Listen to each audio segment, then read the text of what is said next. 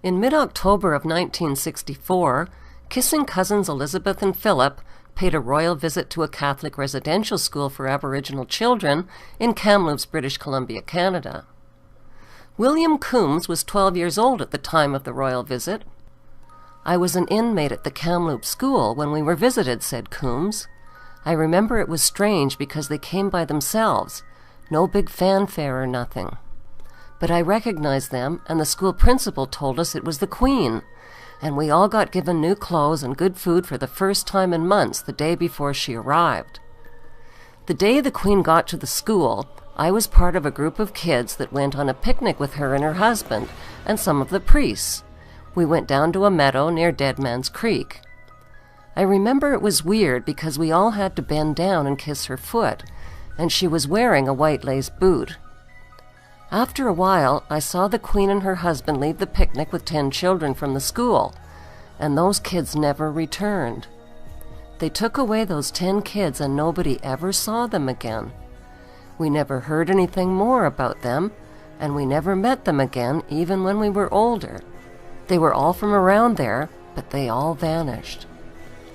The group that disappeared was 7 boys and 3 girls in age from 6 to 14 years old. They were all from the smart group in the class. 2 of the boys were brothers, and they were Matey from Quesnel.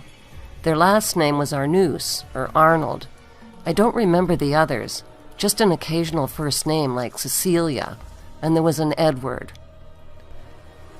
What happened was also witnessed by my friend, George Adolph, who was 11 years old at the time and a student there too.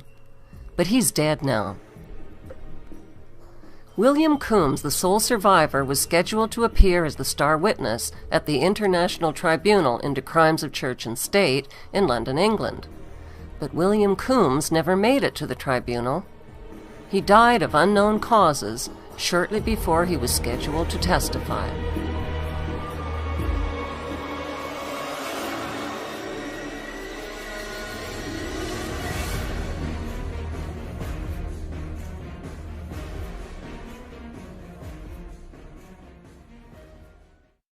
Reverend Kevin Annett, a former minister of the United Church of Canada, believes that William Coombes was murdered to stop him from speaking out about the royal abductions and other crimes of murder and torture that he had witnessed at the school. In a nutshell, what happened was I was letting people speak from the pulpit about the crimes I'd seen in the residential school, the murders and that.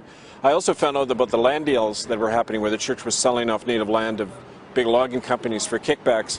And I wrote a letter about that to the church. I was fired without cause and eventually thrown out of the church without any due process at all. But that one thing led to another, and I began to work a lot more with the survivors after that, the eyewitnesses.